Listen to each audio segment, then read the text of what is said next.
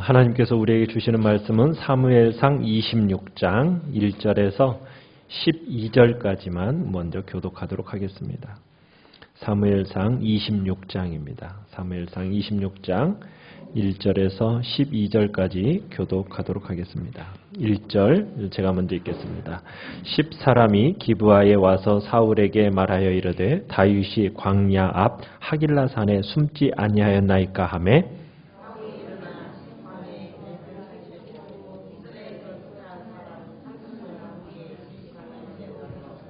사울이 광야 앞 하길라산 길가에 진친이라. 다윗이 광야에 있더니 사울이 자기를 따라 광야로 들어옴을 알고 다윗이 일어나 사울이 진친 곳에 이르러 사울과 넬의 아들 군사령관 아브넬이 머무는 곳을 본즉 사울이 진영 가운데 누웠고 백성은 그를 둘러 진쳤더라.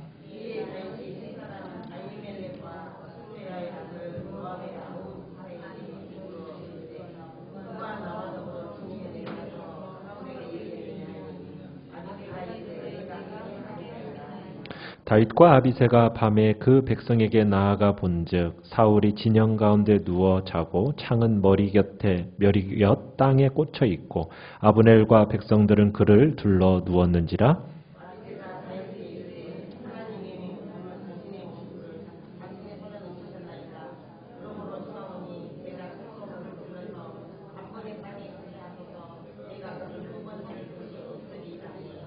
다윗이 아비새에게 이르되 죽이지 말라. 누구든지 손을 들어 여호와의 기름 부음 받은 자를 치면 죄가 없겠느냐 하고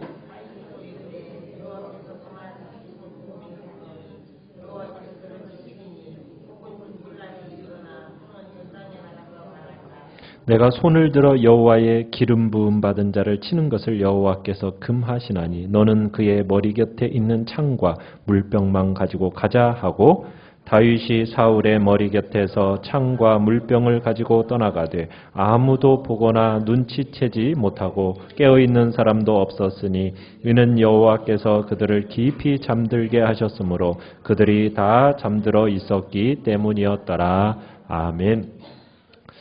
오늘 말씀 제목은 두 번째 복수 기회라는 제목으로 말씀을 나누고자 합니다.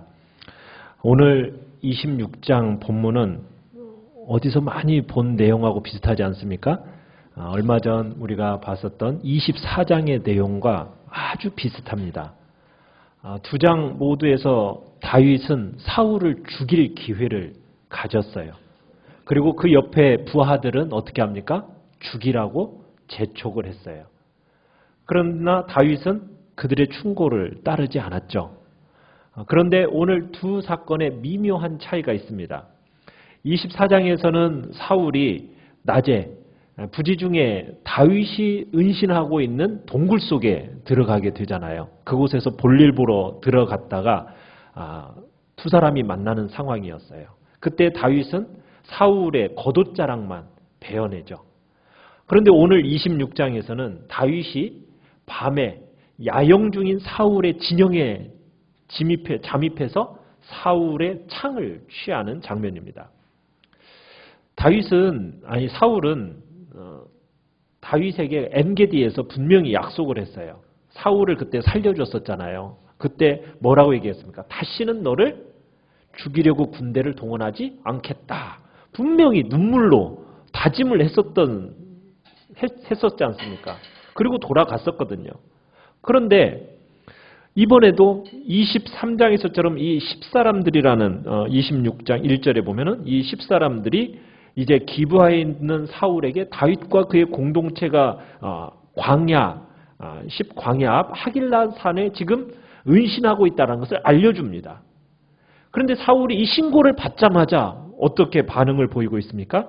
2절에서 보니까 그렇죠. 지난번처럼 3,000명의 군사들을 동원해서 이 10광야로 군대를 몰고 내려온 거예요. 자, 사울이 광야 앞 하길라산 그곳의 길가에 진을 치는 광경, 그 광경을 멀리서 이제 다윗이 바라봤습니다. 다윗이 자기를 따라서 사울이 광야로 들어온 것을 알게 된 거죠. 다윗이 이제 정탐꾼을 보냅니다. 보내서 이 사실을 확인해요. 그때 과연 사실이에요. 자, 사울은 이제 저녁이 되어서 이제 진을 치고 군사들과 잠을 청하게 됩니다. 자, 다윗이 이제 밤에 사울의 야영지에 잠입해서 사울과 넬의 아들 아브넬, 군대 장관, 군사령관인 아브넬이 머무는 곳이 어딘지를 알아냅니다. 그리고서는 다윗이 염탐꾼을 통해서 이제 어떻게 진을 치고 있는지 봐요. 자, 어떻게 진을 치고 있느냐면 5절에 가보면은 자, 한 가운데에 누가 누워 있습니까? 제일 한 가운데 사울 왕이 누워 있어요. 자, 그 머리맡에는 창과 물통이 있고, 자, 그 바로 옆에 누가 또 누워 있어요?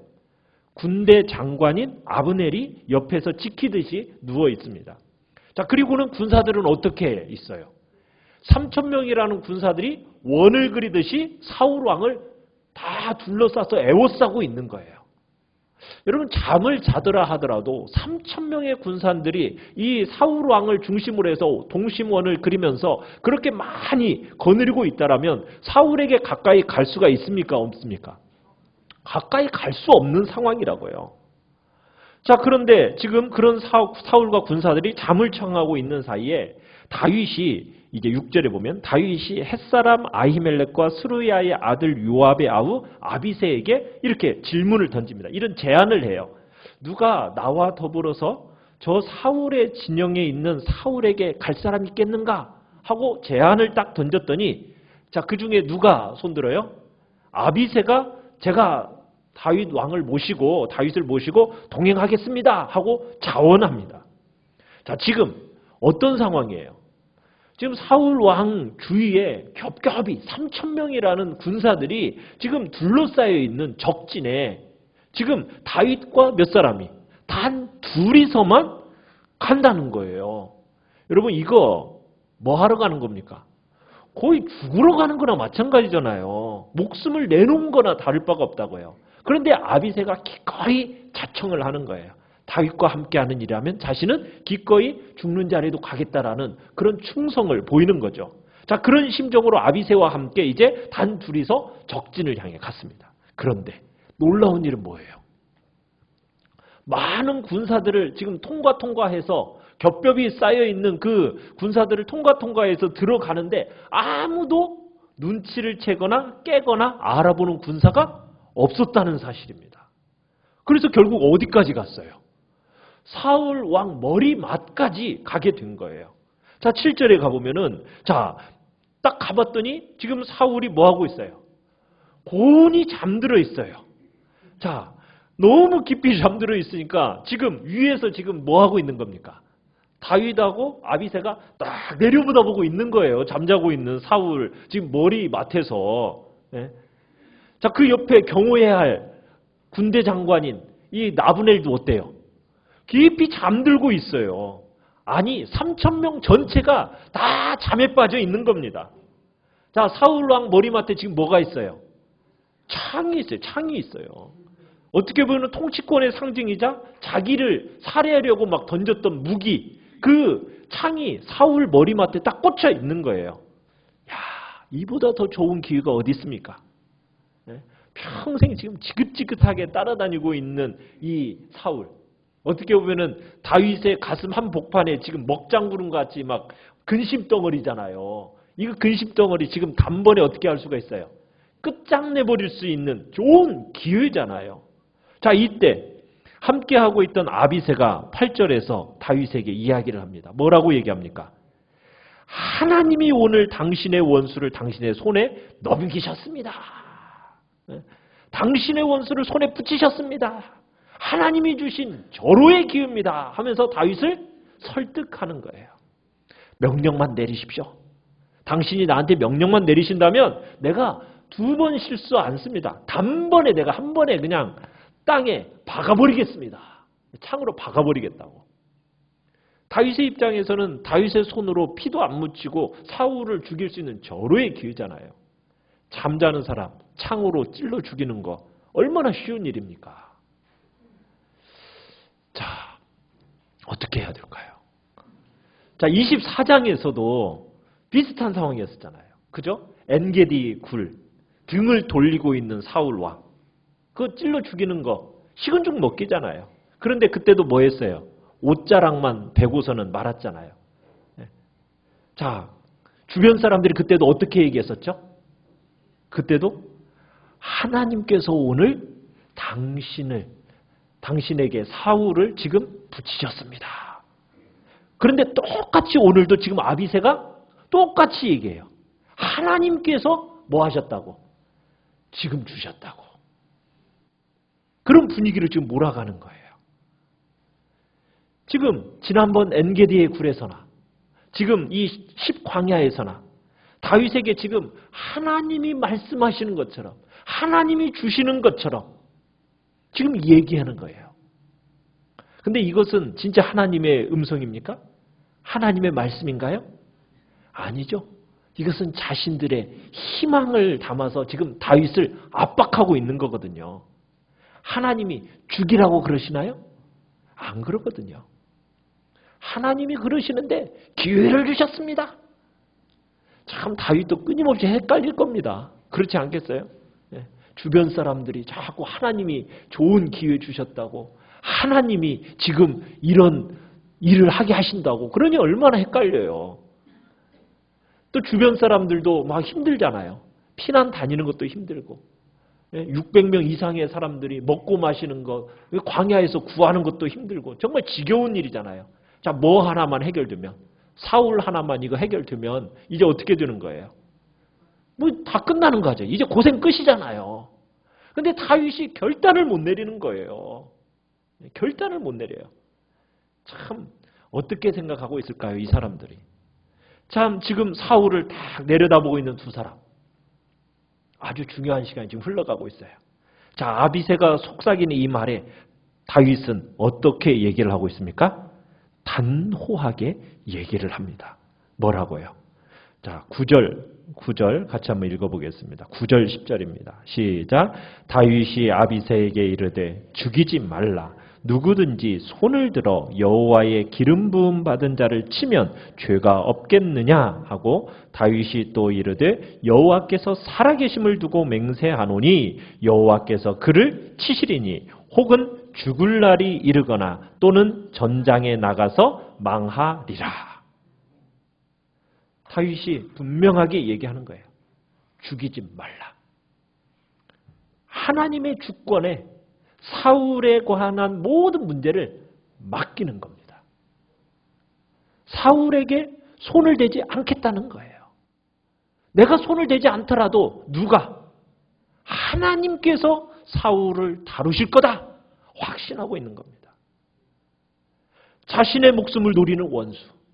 어떻게 보면 얼마든지 죽일 수 있는 절호의 기회잖아요.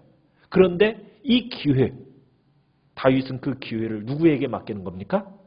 살아계신 하나님께 맡기는 거예요. 하나님은 어떤 분이라고요? 살아계신다. 그 살아계신 하나님께 맡기는 거예요. 다윗이요. 지난주에 25장에서도 똑같은 비슷한 일이 있었어요. 그때는 어떻게 했었어요? 크게 실수할 뻔했었죠. 그죠? 누구에게? 나발이라는 사람이 다윗을 모욕했잖아요. 이 모욕을 당하니까 다윗이 자존심이 상해가지고 어떻게 합니까? 막 분노를 내면서 내가 직접 이놈 내가 죽이겠다. 내가 복수하겠다. 그러면서 나갔었잖아요. 자, 그때 다윗의 혈기를 막아섰던 사람이 있죠. 누굽니까? 아비가일이었어요. 이 지혜로운 여인 아비가일이 딱 막아서면서 뭐라고 얘기해요? 당신이 복수하지 않고 하나님께 맡기십시오. 그랬더니 진짜 어떻게 됐죠? 하나님께서 나발을 해결하셨어요. 심판하셨어요. 그죠? 하나님이 문제를 해결하시는구나라는 것을 다윗이 지난주 25장에서 경험을 했었거든요. 자, 이 25장의 이야기를 통해서 하나님의 이 영적인 원리를 다윗이 체득했던 거예요. 그러니까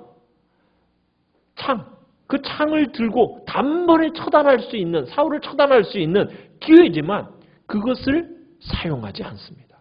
뭐 하는 거예요? 하나님께 맡기는 거예요. 하나님께 맡기는 거예요. 자신이 얼마든지 처단할 수 있어요. 그럼에도 불구하고 하나님께 맡기는 거예요. 여러분, 이것이 믿음입니다. 내가 처리하고 싶은 방향이 있어요. 내가 무슨 일을 처리할 수 있는 능력도 있어요. 그럼에도 불구하고 하나님께 맡기겠다라는 결단. 이건요, 진정한 믿음이 없으면요, 할 수 없는 일이에요. 하나님이 살아계신다라는 것을 여러분, 우리가 그것을 믿지 않고 우리가 그것을 진짜 살아계신 하나님이 있다라는 사실을 믿지 않는 한 우리가 그것을 결단하기 쉽지 않은 겁니다.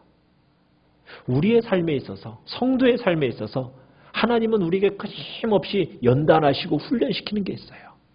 무엇을 연단시킬까요? 무엇을 훈련시키겠습니까? 너의 인생을 누구에게 맡겨라? 여호와 하나님께 맡겨라.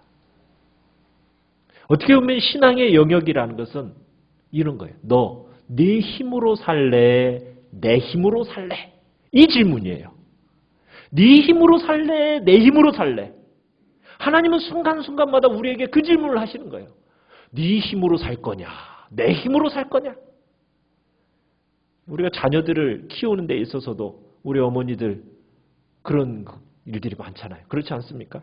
애들을 네가 키울래? 내가 키워줄까? 누가 키워주는 게 좋습니까? 우리는 머리로는 다 알아요. 하나님께 맡겨야 됩니다. 말은 쉬워요. 근데 집에 가면 어때요? 쉽지 않죠.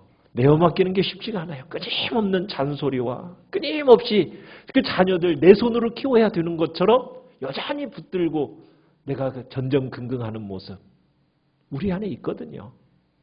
내 삶의 문제 어떻게 해야 된다고요? 하나님께 던져야 된다고요. 던져놓고는 그 다음에 어떻게 해야 돼요? 그죠? 걱정하지 말아야죠. 염려하지 말아야죠. 그런데 어떻게 해요? 던져놓고 다시 끈을 달아서 다시 잡아당겨요. 끌어당겨요. 낚시하듯이.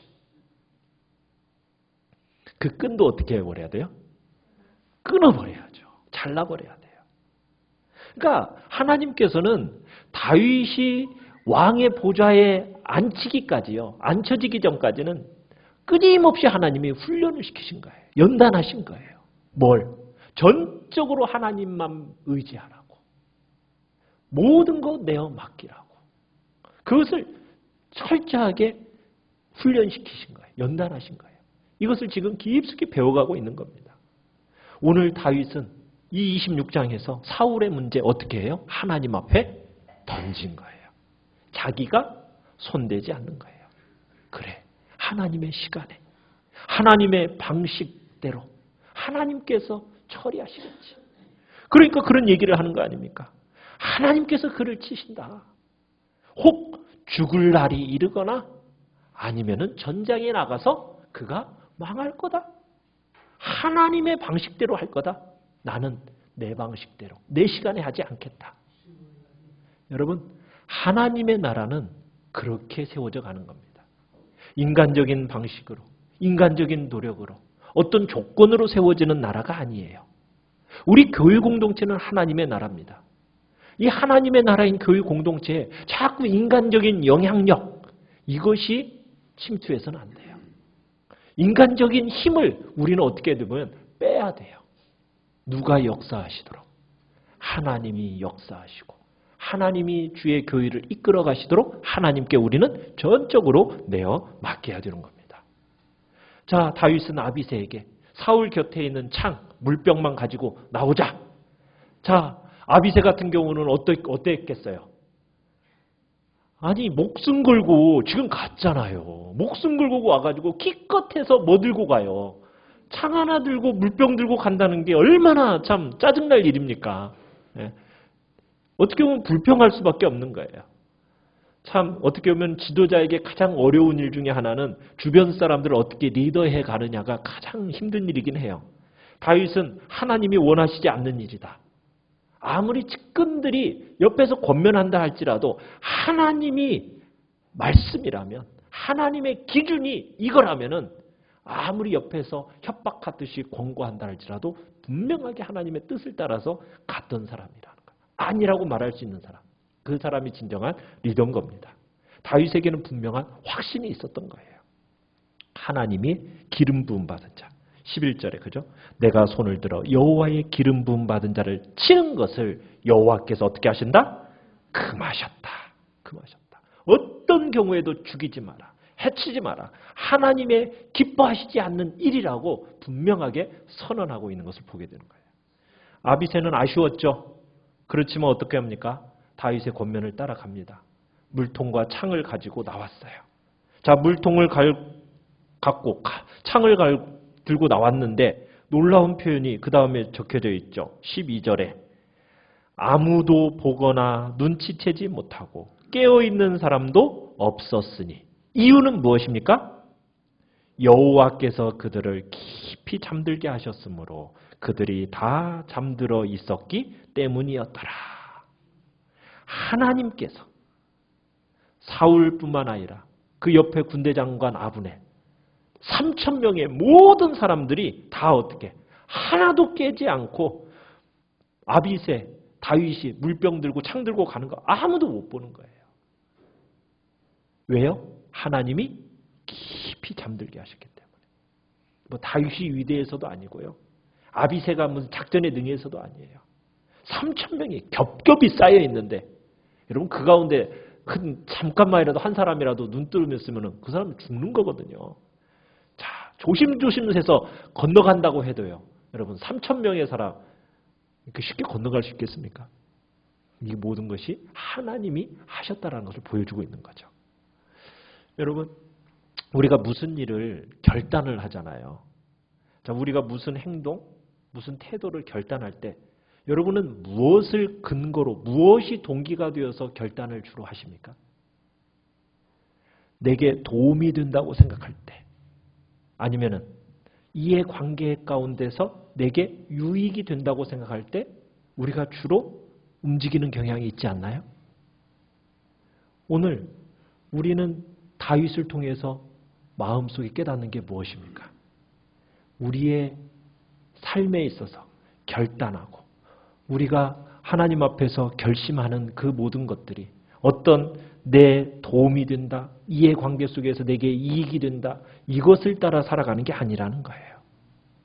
우리는 무엇을 근거로 하나님 앞에서 결단하며 살아가야 됩니까? 이것이 하나님을 기쁘시게 하는 일인가? 이게 하나님이 원하시는 일인가? 이것이 우리의 삶의 결단이 되고 판단의 근거가 되어야 되는 겁니다. 아무리 이 세상에서 우리에게 좋은 기회를 제공해 준다 할지라도요. 이것이 하나님의 주신 것이냐 하나님이 주신 것이 아니냐 여러분 이것을 분별해낼 수 있는 분별력이 우리에게 진짜 필요한 거예요. 하나님이 주시지 않은 기회라면은 어떻게 해야 돼요? 아무리 많은 돈을 받고 훌륭한 대접을 받는다 할지라도 어떻게 해야 되는 겁니까? 거절할 수 있어야 되는 겁니다. 절호의 기회다. 내 인생에 이와 같은 기회는 없는 절호의 찬스가 너에게 온 거다라고 아무리 옆에서 여러분들을 자꾸 격려한다 할지라도 권면한다 할지라도 이게 진짜 하나님의 기뻐하시는 일인가? 정말 하나님이 나에게 허락하시는 기회인가? 우리에는 이게 이 분별력이 진짜 필요한 것입니다. 남이 하라고 해서 가는 게 아니에요. 그죠? 우리는 신앙의 눈으로 해석할 수 있어야 돼요. 그래서 거절할 것은 거절할 수 있어야 됩니다. 그래서 지금 다윗은 자신의 미래를 위해서 작은 것 하나서부터 시작해가지고 하나님의 뜻에 복종하는 것을 훈련해 나갔고 이번에도 물병과 창만 훔쳐가지고 진을 빠져나온 거예요. 다 사울을 죽이지 않고. 자, 다윗은 사울의 머리맡에 꽂혀있던 창과 물병을 하나 챙겨서 이제 건너편 골짜기로 넘어왔습니다. 때는 언제예요? 지금? 한밤중이죠. 자, 얼굴을 알아볼 수는 없어요. 자, 목소리는 그러나 서로 들을 수 있는 거죠. 다윗이 이제 14절에 가보니까 부릅니다. 누구를 부릅니까? 아브넬아 하고 부릅니다. 자, 아브넬은 누구라고요? 사울의 목숨을 어떻게 보면 끝까지 보호할 책임이 있는 군대 장관입니다. 자, 그런데 이 군대 장관이 어떻게 했어요? 왕이 잠들어 있을 때 같이 잠들어 있었던 거예요. 그래서 그것을 이제 지적하는 겁니다. 너는 이스라엘의 최고의 용사다. 그런데 너 고작 이것밖에 안 되냐? 하면서 사정없이 다그치는 내용이 15절에서 16절의 내용입니다. 여호와의 기름 부음 받은 자를 네가 위험에 빠뜨렸다. 너 하나님 앞에 죄 지은 거다. 하면서 너는 죽어야 마땅한 존재다 하면서 철저하게 이제 아브넬을 면박하고 막 그렇게 다그치는 얘기를 합니다. 자, 이렇게 골짜기 사이에서 서로 이야기가 주고받으니까 이 사이에 사울이 깼어요. 자, 17절에 가보시면 사울이 부르습니다. 뭐라고 불러요? 내 아들 다윗아, 이것이 내 음성이냐? 자, 다윗이 또 얘기합니다. 내 주 왕이여, 내 음성이니이다. 참 사울은 죽이고 싶어도 죽일 수 없는 다윗이죠. 그죠? 미워하고 싶어도 미워할 수 없는 다윗이에요. 그 다윗을 쫓아서 여기까지 왔는데 또 다시 한번 참패를 당하는 것 같은 심정을 지금 느끼는 겁니다. 다윗은 자신이 결백하다는 것, 자신은 절대로 사울의 적이 아니다라는 것을 다시 한번 또 호소하기 시작합니다. 그러면서 뭐라고 얘기하느냐면 다윗은 이제 사울이 이성을 되찾기를 바란다는 거예요. 그러면서 이제 19절에서 그런 얘기를 해요. 뭐라고 하냐면 원하건대 내 주왕은 이제 종의 말을 들어주십시오. 만일 왕을 충동시켜 나를 해하려 하는 이가 여호와시라면 하나님이시라면 하나님께서는 제물로 나를 받으시기를 원합니다. 그런데 만약 나를 지금 해하려 하는 사람이 존재가 하나님이 아니라 사람들이라면 그들은 여호와 앞에 저주를 받을 것입니다. 그러면서 이제 이게 정말 사울의 지금 나를 죽이려 하는 의지가 하나님의 뜻인지 아니면 사람들의 욕심을 대변하는 것인지 좀 판단해 달라고 지금 요청을 하는 거예요. 만약 추격하도록 충동질하시는 분이 하나님이시라면 자신을 제물로 받으시라는 거죠. 그러나 사람이라면 그 충동질하는 사람이 사람이라면 하나님의 저주가 임할 거라고. 그러면서 20절에 또 얘기를 합니다. 이스라엘의 이 땅에 무죄한 피가 흘리지 않기를 바랍니다. 그러면서 자기에 대해서 어떻게 표현을 하느냐면 20절에서는 나는 마치 지금 사냥꾼의 쫓기는 뭐와 같다고요? 메추라기 같다고. 그렇게 얘기하죠. 메추라기 같다고. 또 자신은 마치 뭐와 같다고? 천하를 통치하는 왕이 누구 하나를 수색하러 온 것 같다고요? 벼룩 한 마리를 수색하러 온 거나 마찬가지라고. 그런 어리석은 짓을 뭐 하라 하시냐고. 자, 이렇게 논리적으로 얘기를 하니까 사울이 뭐라고 얘기합니까? 또 21절에서 내가 범죄하였도다. 그러면서 뭐라고요? 우리 다 돌아와라. 우리 같이 왕궁으로 돌아가자. 오겠습니까? 다윗 갈 리 없죠. 그리고서는 창과 물병 사람을 보내서 찾아가라고. 그러면서 24절에 이제 한번 읽어보겠습니다. 24절 시작. 오늘 왕의 생명을 내가 중히 여긴 것 같이 내 생명을 여호와께서 중히 여기셔서 모든 환난에서 나를 구하여 내시기를 바라나이다 하니라. 제가 왕께 베푼 그 자비대로 나에게 긍휼 베풀어 주시기를 원합니다. 이렇게 남기고서는 그러면서 하나님 앞에서 자신은 떳떳하다라는 것을 강조하는 겁니다. 자, 사울도 다윗의 주장에 동조를 해요. 그리고 다윗에게 복을 빌어줍니다. 그리고 결국 두 사람은 각자 자기 길로 가게 돼요. 자, 이게 다윗과 사울의 마지막 만남입니다. 더 이상은 사울과 다윗이 만나지 않아요. 참 자기 왕국이 어떻게 보면 다윗에게 자기 왕국이 지금 왔어요. 코앞에 지금 왔어요. 그럼에도 불구하고요. 끝까지 겸손합니다. 끝까지 자기를 낮춥니다. 하나님의 시간을 기다립니다. 이게 다윗의 모습이에요.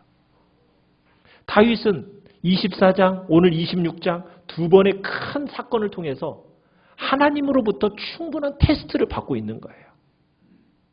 엔게디 동굴에서 등을 돌리고 있는 사울 충분히 죽일 수 있었어요.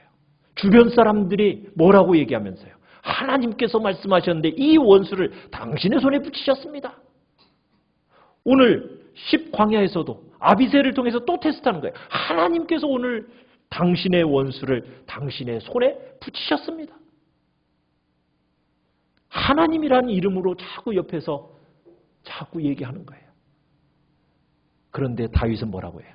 너희들이 하나님을 자꾸 갖다 붙이긴 하지만 나는 하나님이 어떤 분이신지 안다. 하나님은 기름 부음 받은 자를 내가 죽이기를 원치 않으신다. 하나님이 어떤 것을 기뻐하는지 나는 안다. 딱 이렇게 하니까 하나님께서 합격 통지서를 다윗에게 딱 주세요. 누구를 통해서 합격 통지서를 읽게 하십니까? 원수인 사울을 통해서 읽게 하세요. 자, 우리 25절 다시 한번 읽어보겠습니다. 25절 시작. 사울이 다윗에게 이르되 내 아들 다윗아 내게 복이 있을지로다. 내가 큰 일을 행하겠고 반드시 승리를 얻으리라 하니라. 지금 합격 통지서를 읽어주는 거예요. 내 아들 다윗아 내게 복이 있을지로다. 내가 큰 일을 행하겠고 반드시 승리를 얻으리라. 원수의 입을 통해서 다윗에게 합격 통지서를 읽어주고 계시는 거예요. 심판은 누구에게 속한 거라고요? 하나님께 속한 것입니다. 사랑하는 성도 여러분, 우리의 삶의 모든 것들을 하나님의 주권에 내어 맡기는 은혜가 있기를 간절히 축원합니다. 여러분의 삶의 모든 역경을 헤치고 결국에는 모든 삶의 승리의 비결은 내 힘과 내 능력과 내 노력으로 되어지는 게 아니라 하나님의 그 선하신 손길 안에 있음을 우리가 믿고 그분 앞에 내 삶을 온전히 내어 맡기는 거예요. 하나님께서 오늘 우리에게 각자에게 들려주신 음성이 있을 것입니다. 때로는 상황 속에서 바로 이거다 싶은 내 눈앞에 보이는 그 상황 속에서 우리는 하나님 앞에서 분별력을 가져야 돼요. 이것이 과연 하나님의 뜻인가요? 아무리 상황과 환경이 막 좋게 몰려간다 할지라도 우리는 하나님 앞에서 뭐 해야 돼요? 분별력을 가져야 됩니다. 지혜를 가져야 돼요. 우리가 그래서 이 시간 주님 앞에 기도해야 돼요. 하나님의 뜻을 분별할 수 있는 분별력을 달라고. 다윗처럼 모든 것을 내려놓고 하나님의 때를 기다릴 줄 알고 하나님의 방법대로 내가 순종하며 살아가겠다는 결단이 우리 안에 있어야 되는 것입니다. 오늘 우리의 삶에 일어나는 모든 상황과 환경 속에서 정말 주님 앞에서 내가 어떠한 자세로 살아가야 될지 이 시간 결단하며